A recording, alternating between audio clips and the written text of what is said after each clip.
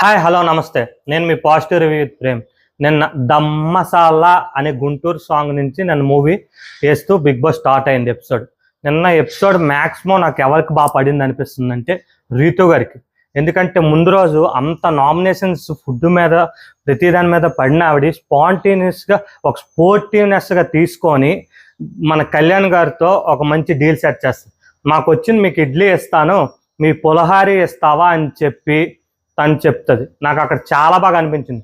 ఎందుకంటే ఏ పర్సన్ అయినా నామినేషన్ వేయగానే నెక్స్ట్ రోజుకి వీళ్ళతో ఇలా ఉండకూడదు, ఈ పాయింట్స్ మీద నేను ఉండకూడదు, కానీ ఆవిడ వచ్చింది అక్కడ తప్పులేదు, డీల్ సెట్ చేసుకుంది. ఎందుకంటే తనకు వచ్చిన ఫుడ్ ఇస్తుంది. నాకు చాలా బాగా అనిపించింది రీతు గారి గేమ్.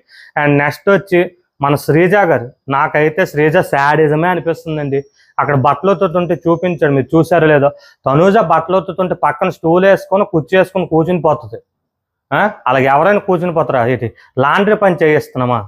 అలాగే అది కరెక్ట్ అనిపించలేదు. మరి శ్రీజ వెంటనే కూడా హరీష్ గారు పడుకున్నప్పుడు కుక్కలు అరిస్తే బయట వెళ్ళి అందరూ లోపల పరిగెట్టుకొని వెళ్ళి అందరూ కామ్గా వచ్చేస్తారు. హరీష్ గారు పడుకున్నారంటే నీరసం బట్టి పడుకుంటారని ఎవరు అడగలేదు. మరి శ్రీజ అక్కడ వచ్చి గట్టి రేస్ చేయొచ్చు కదా, ఏది రేస్ చేయలేదు. రేస్ చేయకుండా ఏం చేసింది? అయ్యో మా కెప్టెన్ కాదే, సంజనా గారు కాదే. మరి సంజనా గారి మీద నీకు అంత నెగిటివ్ ఫీలింగ్ కానీ నీకు అంత ఇది ఉన్నప్పుడు నువ్వు ఎలాగ ఆవిడకి కెప్టెన్సీ టాస్క్లో నువ్వు సపోర్ట్ చేసావు అంటే నీ ప్లానా, లేకపోతే నువ్వు వరడానికే గేమ్లో ఉన్నావా? నువ్వు వరడానికి సర్వే అయిపోతున్నావు అంటే నువ్వు అక్కడ వేస్ట్. నువ్వు ఏ విధంగా కూడా గేమ్ ప్లాన్ అంటే నీది లేదు. అరవడమే నువ్వు ఇంట్లో రన్ చేస్తున్నావు. నీతో పాటు ఆ ప్రియా కూడా అలాగే అరవడానికి రెడీగా ఉంది. ప్రియా నేను ఎన్ని లాస్ ఉన్నాయో మీకు చెప్తాను వినండి. నిన్నటి గేమ్లో తను వచ్చి ఏం చేసింది? తనకు సంచాలకగా గేమ్ ఇస్తే సంచాలకగా ప్రూవ్ చేసుకోకుండా ఒక డిమాండ్ పవన్ తోసేస్తాడని ప్రతి ఒక్కరు అనుకున్నారు. ఏ ఒక్కరు కూడా దీని గురించి చెప్పలేదు. నేను క్లియర్గా చూశాను. మీకు నేను ఆల్రెడీ నా వేరే షార్ట్లో నేను ఎక్స్ప్లెయిన్ చేశాను. దాని మీద ఒక వీడియో కూడా చూశాను. ప్రతి ఒక్కరు నా ఫ్రెండ్స్ చూడండి.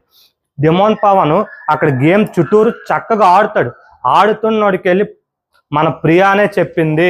అక్కడ నేను ఆల్రెడీ ఆ వీడియో కూడా పైన అక్కడ పెద్దం జరుగుతుంది, ఆ వీడియోలో చూడండి. అక్కడ ఉన్న అమ్మాయి అక్కడ తనూజ ఆల్రెడీ కళ్యాణ్ గారు డబల్ హ్యాండ్తో హోల్డ్ చేశారు 5 seconds టైంలో అని చెప్తుంటే నువ్వు అక్కడ అబ్జర్వ్ చేయాలా? ఎక్కడైనా నువ్వు అబ్జర్వే చేయాలి. నువ్వు ఎలాగ సంచాలకు వచ్చి నువ్వు అటుపక్కకి వెళ్ళి అని చెప్పి డిమాండ్ పవన్కి చెప్తూ, సుమన్ శెట్టి గారి తోసిమని చెప్తూ, నువ్వు ప్రియా శ్రీజ మీ ఇద్దరు మాత్రం బిగ్ బాస్ హౌస్లో మాత్రం వరస్ట్ కంటెస్ట్. మీ గేమ్ మారాలని కోరుకుంటున్నాను కాబట్టి ఇది చెప్తున్నాను. ఇంకో విషయం కూడా చెప్పాలనుకుంటున్నాను. సంజన కెప్టెన్ అయ్యాక ఆ బోర్డులో తన ఫోటో పెట్టడానికి వెళ్ళినప్పుడు కొన్ని వర్డ్స్ చెప్తుంది. ఏటని? ఓనర్స్ టెనెట్స్ ఒకటే, 14 మంది ఒకటే, గేమ్ కోసం వచ్చాం. ఓనర్స్ టెనెట్స్ని డిస్రెస్పెక్ట్ కానీ బానిసలకు కానీ కొన్ని చూడకూడదు, కొన్ని చేయకూడదు అని తనకు అనిపించింది. కెప్టెన్గా చెప్పాలిగా చెప్పింది. చెప్పినప్పుడు ఏ ఒక్కరు కూడా అక్కడ కంటెస్టెంట్స్ నోరు తెరవకపోయినా వెంటనే శ్రీజ మేము మా మీద పోర్ట్రే చేయకండి, మేము శాడిస్మా, మేము డిస్ప్రెస్ చేస్తున్నామా, మేము బానిసలమా, మీరు చేస్తుంది అలాగే తను అన్నది కరెక్టే నాకు అనిపిస్తుంది. ఎందుకు నువ్వు శాడిజం కాకపోతే తోముతున్నప్పుడు నువ్వు అక్కడ తనుజ బట్టలు ఉతుకుతున్నప్పుడు తనుజతో మాట్లాడుతున్నావు ఏంటి? అక్కడ బట్టలు ఉతుకుతుంది ఎవడిని చూస్తాడా? నువ్వు అలా చూస్తున్నావు. అండ్ అక్కడ కుకింగ్ విషయంలో తనుజ చేస్తున్నప్పుడు ప్రియా కుక్ మానిటర్ తను చూసుకోవచ్చు. మీ మిగతా మానిటర్స్ ఉన్న పనులు మీరు చూసుకోకుండా ఓనర్స్ అక్కడ తనూజకి ఎందుకు ఇబ్బంది పెట్టారు? ఉప్పు కప్పు అవన్నీ ఆవిడకి ఎందుకు వేసుకోలేదా? మరి దాన్ని ఏట అంటారు? బానిసలా చేయడం కాదా? తనకు వచ్చి శాడిజం మీరు చూపించడం కాదా? ఇవన్నీ నెగిటివ్స్ మీ ఓనర్స్లో ఉన్నాయి. మీరు వాళ్ళని అనడం మాత్రం కరెక్ట్ కాదు. అండ్ వచ్చి నిన్నటైతే కొన్ని నాకైతే ఓనర్స్లో డిమాండ్ పవన్ నాకు నచ్చేస్తున్నాడండి. ఎందుకంటే కొంచెం లవ్ పరంగా రీతు గారితో నిన్నటి ఎపిసోడ్లో బ్లూ టీ షర్ట్ వేసుకున్నాను, నీకు ఇష్టమని నువ్వు చూడలేదు. కొన్ని లవ్ ట్రాక్ అని నేను అనుకుంటున్నానే కానీ నాకు నిన్నటి ఎపిసోడ్లో కొంచెం అది ఒకళ్ళ గురించి ఒకరు గేమ్ గురించి కానీ పర్సనల్ గురించి అర్థం చేసుకుంటారని నాకు అనిపించింది. ఎందుకంటారా? ఈ ఎమాన్యుయల్ గారు వీళ్ళిద్దరికి అడుగుతారు, తిని గురించి ఒక 5 points, తన గురించి ఒక 5 points చెప్పమన్నప్పుడు రీతు వచ్చి డిమాండ్ గురించి తను ఎక్కడైనా ఏదైనా కూడా ఒక మనిషి కోసం స్టాండ్ తీసుకుంటాడు. ఎందుకంటే నామినేషన్లో అది జరిగింది. ఒకరితో ఉండాలనిపిస్తే మనస్ఫూర్తిగా చక్కగా ఉంటాడు, అది జరిగింది. ఇంకొన్ని పాయింట్స్ చెప్తాడు, అది మనకి ఎపిసోడ్లో వేయలేదు, అది లైవ్లో వేస్తారు. అండ్ వచ్చి మన రీతు గారు కూడా బాగా చెప్తారు. రీతు గారి గురించి ఎలా చెప్తారు అనుకున్నారు? డిమాండ్ పవన్ ఆ రీతు ఏదైనా ఇన్స్టాండే మాట్లాడాలి, ఇన్స్టాండే టాపిక్, నామినేషన్లో జరిగింది. అండ్ ఏది మనసులో ఉంచుకోదు, ఓపెన్ అప్ అవుతుంది, అది ఖచ్చితం. ముందు నుంచే నాకు తెలుసు, మీ అందరికీ తెలిసి ఉంటుంది రీతు గారికి. అండ్ ఇంకో విషయం చిన్నగా, నాకు లాస్ట్ అండ్ ఫైనల్ నాకు ఇష్టము రీతు అంటే అని అంటాడు. అక్కడ తనూజ అంటూ ఎమాన్యుయల్ గొప్ప నవ్వుకుంటారు. ఆ ఎపిసోడ్ కొంచెం కామెడీగా వెళ్ళింది. అండ్ ఇంకో విషయం మర్చిపోయాను, ఎమాన్యుయల్ను తనూజ చిన్న స్కిట్ టైప్ లాగా అక్కడ ఫన్ చేశారు నిన్నటి ఎపిసోడ్లో.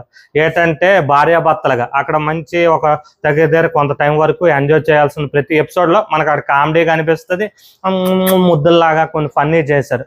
అండ్ రిమైనింగ్ హరీష్ గారు పడుకున్నప్పుడు కూడా ఆయన లెగిచి వచ్చాక తనూజ అండ్ రీతు ఫుడ్ కోసం వెళ్ళి రిక్వెస్ట్ చేయడం చాలా బాగా నచ్చింది. అది ఇంకా మనకి ఎపిసోడ్లో నీట్గా వేయలేదు, కానీ బెస్ట్ ఏంటంటే లైవ్లో ఏ విధంగా ఆయన కన్విన్స్ చేశారు, ఏ విధంగా ఆయన నొప్పించారు, ఆయన తిని చక్కగా మూడ్ ఆఫ్ మైండ్ మారి ప్రతి ఒక్కరితో కూడా చక్కగా ఉన్నారు. ఆయన ఏ విధంగా అనుకుంటున్నారు, నైట్ ఆమ్లెట్లో తనూజాకు పెట్టారు, మన రాముకు పెట్టారు, ప్రతి ఒక్కరికి కూడా పెట్టి ఆయన వచ్చి ఆ మూడ్నెస్ ఆఫ్ మైండ్ నుంచి చక్కగా బయటకు వచ్చారు.